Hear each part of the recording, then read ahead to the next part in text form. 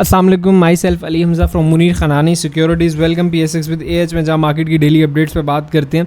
Market की अगर आज बात करें तो मार्केट 1,61,805 पॉइंट्स के साथ देखी गई। मार्केट के अंदर आज हमें 3,791 पॉइंट्स की नेगेटिविटी देखने के लिए मिली। वॉल्यूम्स 195 मिलियन का हमें ट्रेड होता हुआ मिल रहा है। ये वॉल्यूम्स काफ़ी ज़्यादा श्रिंक्ड है। मुझे याद है कि जब हम पिछले साल भी वीडियोज़ बना रहे होते थे तो मार्केट के अंदर एक अच्छा खासा हैविली मार्केट जो थी वो नेगेटिव होती थी, और अगर उस नेगेटिविटी की हम वजह जब देख रहे होते थे तो उसके अंदर सबसे बड़ा हाथ जो होता था वॉल्यूम्स का होता था कि वॉल्यूम्स काफ़ी ज़्यादा श्रिंक्ड हो जाते थे।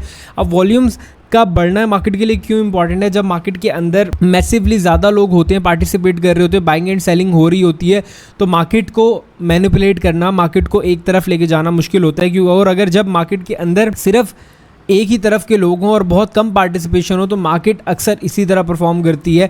इस पूरे व्हील के अंदर सिर्फ हमें MCB आज अच्छा और पॉजिटिव परफॉर्म करता हुआ नजर आ रहा है। आगे बढ़ने से पहले अगर आप भी स्टॉक मार्केट के अंदर नए और पहली बार ये वीडियो देख रहे हैं तो आज ही हमारे साथ यानी कि टीम के साथ अपना अकाउंट ओपनिंग करवाएं। हमारी तमाम सर्विसेज उन लोगों के लिए बिल्कुल फ्री ऑफ कॉस्ट है जिनकी अकाउंट हमारे साथ खुलता है और जो मुनीर खनानी सिक्योरिटीज़ के क्लाइंट हैं। तो अगर आप मुनीर खनानी सिक्योरिटीज़ के क्लाइंट, आसानी से एक ईमेल के जरिए आप हमारे साथ शिफ्ट हो सकते हैं। तो चलिए अब बढ़ते हैं अपनी वीडियो की तरफ। ये नेगेटिविटी को हम ट्रैक करते हैं अपने ब्रेंट ऑयल से। ब्रेंट ऑयल की जो आज ओपनिंग है यही गैप अप हुई थी, बट आज जो हमारे पास गैप अप ओपनिंग हुई थी वो काफ़ी हद तक हमें रिकवरी मिलती हुई नजर आई। ये याद रखिएगा, अगर US सेशन यानी कि 7-8 बजे से पहले ब्रेंट ऑयल की जो क्लोजिंग हमें $105 से नीचे मिलती है तो मेरे ख्याल से ये जो $101 वाला लेवल है हमें ये फिलअप होता हुआ नज़र आएगा। अगर ऐसा हो जाता है तो इसका इम्पैक्ट कल 100 इंडेक्स पे कैसा पड़ सकता है उसकी बात करते हैं।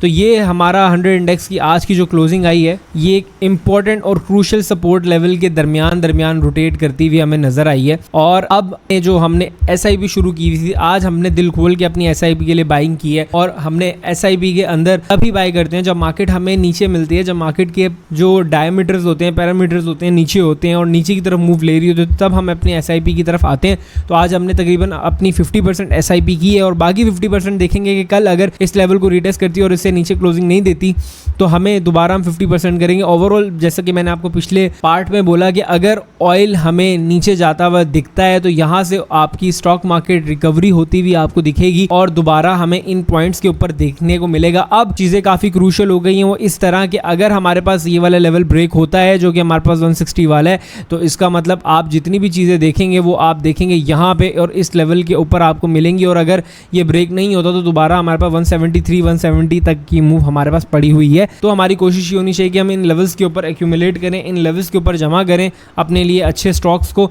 अब चलते हैं सबसे पहले उन चीज़ों के ऊपर जिनका हमें एनालिसिस बोला गया अपने कमेंट्स के अंदर। फेसबुक पे हमें TRG के बारे में बोला गया कि TRG के ऊपर एनालिसिस करें। देखें TRG के अंदर हमने काफ़ी पहले काम करना छोड़ दिया था। आइदर मुझे लगता है इससे अच्छे स्टॉक्स आपके पास पड़े हैं, OGDC को फोकस करें, मिज़ान बैंक को फोकस करें। अगर आपने इसके अंदर अभी ट्रेड लेने हैं, अगर आप इंटैक्ट है तो मेरे ख्याल से 51 का स्टॉप लॉस लगाएं। इस स्टॉप लॉस को लगा के चलें। अगर आपका ये हिट होता है तो रिस्पेक्ट दें अपने स्टॉप लॉस को। या दूसरी आपका एक्टिविटी ये हो सकती है कि आपकी जो बाइंग आप करें या एवरेज करें वो इस लेवल पे करें और अपना स्टॉप लॉस इस लेवल पे नीचे लेके जाएं। जो टारगेट्स हैं दोबारा 62 के ब्रेकआउट के बाद 69 एंड देन 82 रुपीज़ के आपको देखने के लिए मिल सकते हैं। मैकपेक फिल्म के बारे में बोला गया कि एनालिसिस करने को। देखें काफ़ी ज़्यादा हाई रिस्क की ये स्टॉक हो चुका है क्योंकि आप देखेंगे ये इसकी रेजिस्टेंस थी, यहाँ से इसके अंदर सेलिंग प्रेशर बनना शुरू हुआ है। अब अगर मेरे ख्याल से मैं काम करूंगा तो इस लेवल के ब्रेक होने का वेट करूंगा। आइदर अगर मुझे दोबारा ये 44 के करीब मिलता है तो उसके बाद दोबारा मैं इसके अंदर काम करूंगा, वरना अभी फ़िलहाल अवॉइड करना है इसको बनता है।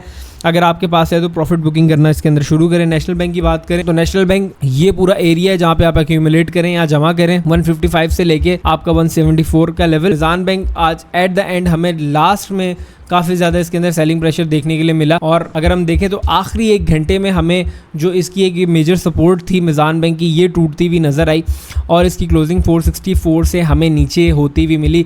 अब ये देखना है कि कल अगर इसकी क्लोजिंग 458 पे है तो देन हमें ये 429 पे मिलता हुआ नज़र आएगा। अदरवाइज़ दोबारा यहाँ से हमें रिकवरी देखने के लिए मिले और दोबारा हम इसको शार्पली ऊपर जाता हुआ देखें, वरना आपको यही लेवल जो 420 से लेके 442 रुपीज़ तक के आप इसको यहाँ पे जमा करना शुरू करेंगे। OGDC की बात करें, OGDC दोबारा हमारे रिडार में आता हुआ नजर आ रहा है हमें। दोबारा इन लेवल्स के ऊपर जो कि पिछला हमारा 301 से लेके 305 के लेवल्स थे, इस दोबारा इन लेवल्स पे आते तो इसको दोबारा जमा करना शुरू करेंगे। के इलेक्ट्रिक की बात करें तो सेम वही ट्रेड प्लान अभी भी के इलेक्ट्रिक का है। यहाँ पे अगर लेना है तो स्टॉप लॉस 730 का रहेगा, वरना अदरवाइज रुकें, वेट करें, इस लेवल पे सस्टेनेबिलिटी होती है, अच्छी बात है। नहीं तो दोबारा 726 पे अगर मौका मिले तो बाय करें। उम्मीद करता हूँ कि तमाम स्टॉक्स जो कि आपने बताए बोले उन सबको मैंने एड्रेस किया। अगर कुछ रह गया हो तो अपने कमेंट्स बॉक्स को इस्तेमाल करें, वहाँ हमसे पूछ सकते हैं। मिलते हैं आपसे कल, अपना बहुत ज़्यादा ख्याल रखें, टेक केयर, अल्लाह हाफिज़।